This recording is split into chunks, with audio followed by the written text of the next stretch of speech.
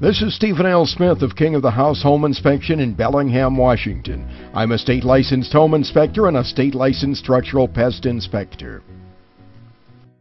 Water heater safety. It seems like a simple enough topic. Just about everybody's got a water heater.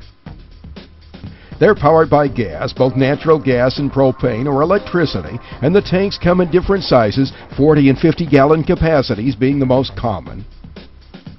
Gas and electric water heaters are installed differently in many ways, but just the same, they have lots in common.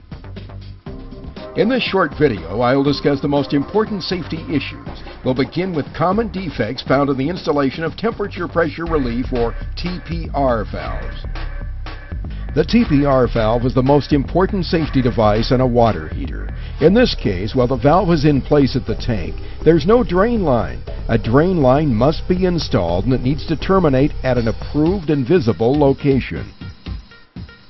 This TPR valve is worthless. It's been blocked. It cannot function under any circumstances. If the thermostat on this tank was to malfunction and stay on, this water heater could explode.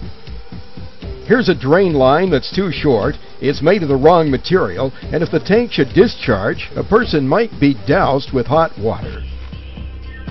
When inspecting TPR valves and drain lines, the home inspector runs into a myriad of problems.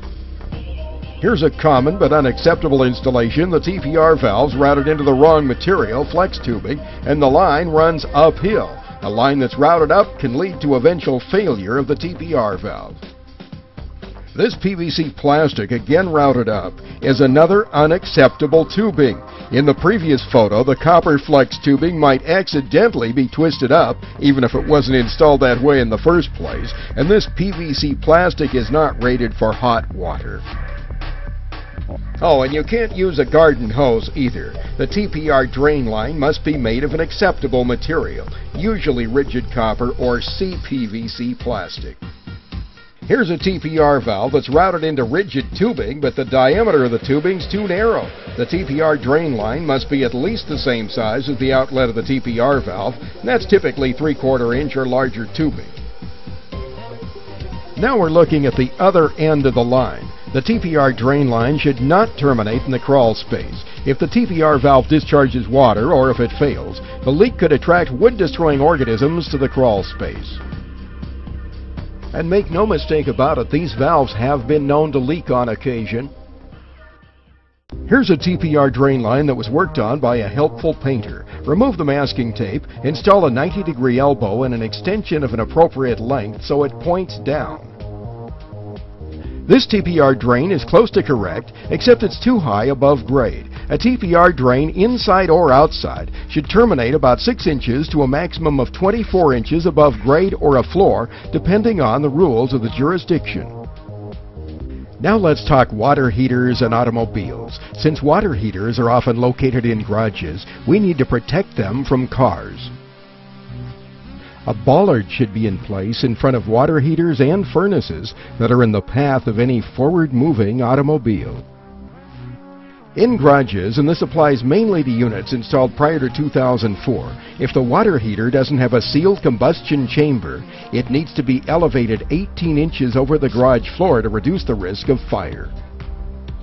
In regions with seismic activity, a water heater must be strapped to protect it from tipping over during an earthquake. Today, the recommended strapping consists of bands near the top and the bottom of the water heater.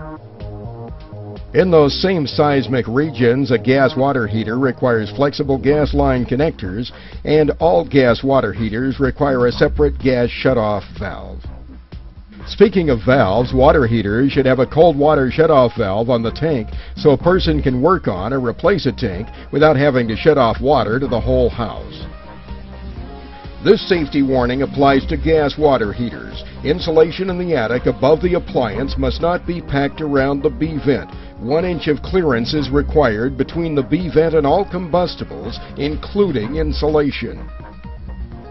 Water heaters located in or over finished space require a drain pan and drain line to the outside, so any leaks will cause little or no damage to interior surfaces.